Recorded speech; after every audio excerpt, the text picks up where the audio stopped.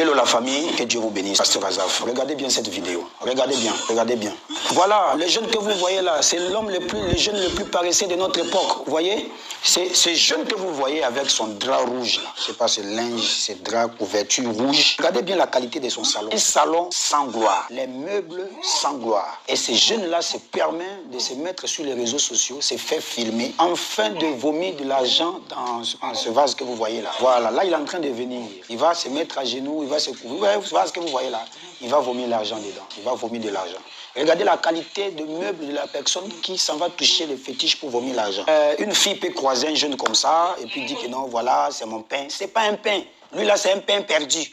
Lui là, c'est pas un pain, c'est un pain perdu. Alors quelqu'un, toute sa vie, c'est comme ça. Il s'en va vomir de l'argent. Et si quelqu'un comme ça là sort avec toi, quel genre de sémence il va laisser dans ta vie? C'est pour ça que vous allez voir, après avoir séparé avec ce type de personnes, si tu n'es pas passé à la délivrance, tu auras des maris de nuit, tu auras des femmes de nuit. C'est pour ça que je vous dis ceci. L'argent répond à tout dans Ecclésiaste chapitre 10, verset 19. La Bible dit, il est écrit, l'argent répond à tout. Mais moi je vous dis, l'argent ne règle pas tout. L'argent répond à tout, mais l'argent ne règle pas tout. J'ai eu à faire une vidéo. Nous avons aujourd'hui des jeunes dans le collège qui vont à l'école, qui font de la magie. Nous avons des jeunes aujourd'hui qui ne respectent pas leurs professeurs. Nous avons des jeunes aujourd'hui qui vont à l'école mais qui n'étudient pas parce que son ami l'a introduit dans un truc voilà, pour avoir des pouvoirs mystiques en fait de vomir. Voilà, il a commencé déjà la magie très tôt.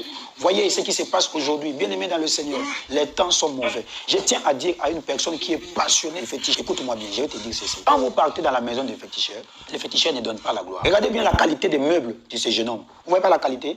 Voilà, il vomit l'argent, hein. Mais regardez là, le lieu où il vomit l'argent. Là, c'est son salon. Il vomit l'argent. Maintenant, l'argent qu'il va vomir là, peut-être on va lui dire de dépenser tout argent là le même jour.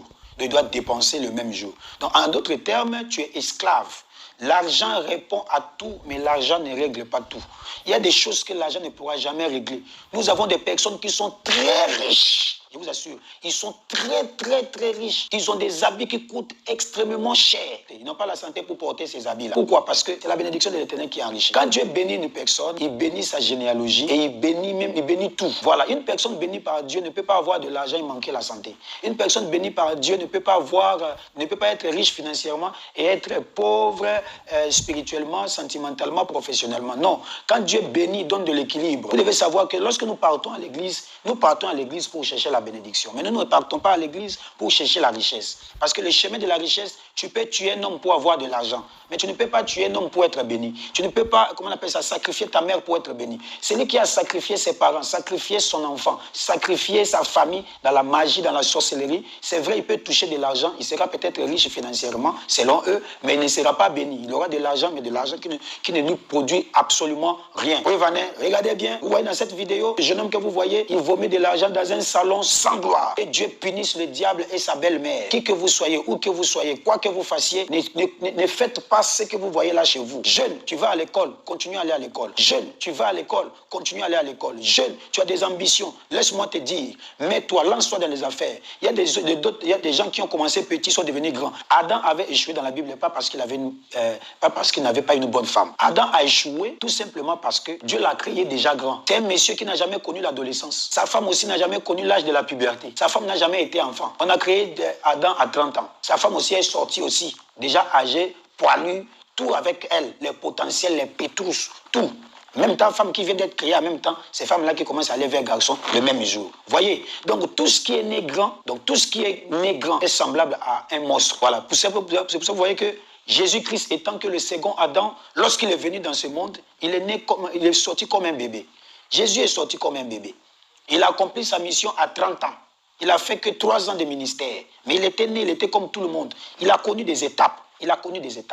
Bien aimé dans le Seigneur, ça ne sert à rien d'avoir de l'argent comme ça. L'argent qui n'a pas de sources, l'argent qui n'a pas d'étapes. Toi, tu vomis l'argent. Tu vomis ça comment même? Tu vomis ça comment? Donc, on a mis guichet automatique dans ton corps. Bien aimé dans le Seigneur, c'est pour cela, ceux qui négligent le spirituel, respectez le spirituel. Respectez le spirituel. Priez beaucoup, car les temps sont mauvais. Dans ton corps, tu n'as pas seulement ton corps. Il y a l'esprit dans ton corps. Mais quand on regarde ta vie, tu prends trop soin de ton corps, mais tu ne prends pas trop soin de ton esprit. Or, le corps que nous portons, tout ce que tu peux investir sur ton corps finira par aller dans un cercueil.